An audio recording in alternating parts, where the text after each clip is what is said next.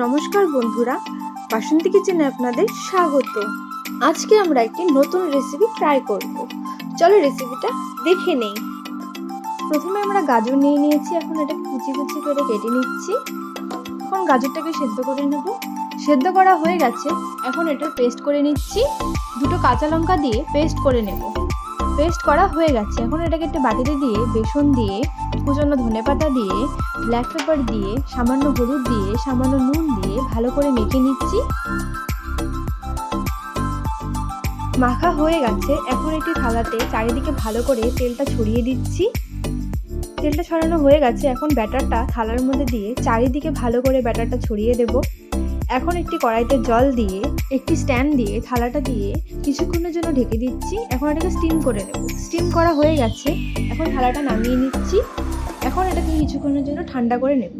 ঠান্ডা করা হয়ে গেছে, এখন এটাকে একটি বরফির আকারে কেটে নিচ্ছি।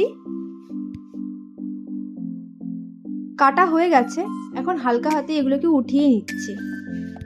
সবগুলো বরফি উঠিয়ে নিয়েছি। এখন একটি কড়াইতে তেল দিয়ে বরফিগুলো দিয়ে হালকা হাতে উল্টে পাল্টে নিয়ে ভালো করে ভেজে নিচ্ছি। ভাজা হয়ে গেছে, এখন নামিয়ে নিচ্ছি। বরফিগুলো ভাজা হয়ে গেছে।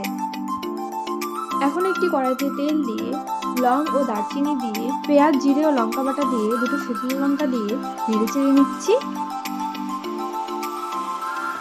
এর মধ্যে তিল বাটা, কাশ্মীরি লঙ্কার গুঁড়ো, সামান্য হলুদ, স্বাদ মতো নুন, দুটো কাঁচা লঙ্কা ও সামান্য জল দিয়ে মটরশুঁটি দিয়ে ভালো করে নেড়ে চেড়ে নিচ্ছি।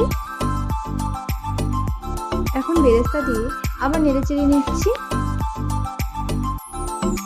এখন কিছুক্ষণের জন্য ঢেকে দিচ্ছি। ঢাকনাটা সরিয়ে দিয়ে প্রচণ্ড ধনেপাতা দিয়ে নেড়ে চেড়ে নিচ্ছি। এটাকে ভালো করে কষিয়ে নেব। কষানো হয়ে গেছে, এখন জল দিয়ে নেড়ে চেড়ে নিচ্ছি। আবার কিছুক্ষণের জন্য ঢেকে দিচ্ছি। ঢাকনাটা সরিয়ে দিয়ে বরফিগুলো দিয়ে আবার নেড়ে চেড়ে নিচ্ছি।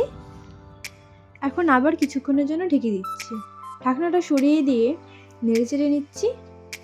হয়ে গেছে, এখন নামিয়ে নিচ্ছি। গাজরের বরফি দিয়ে মাখা মাখা তরকারি তৈরি। আপনারাও বানিয়ে দেখবেন, খুবই টেস্ট খেতে। রেসিপিটা ভালো লাগলে লাইক, শেয়ার ও কমেন্ট অবশ্যই করে দেবেন। ধন্যবাদ।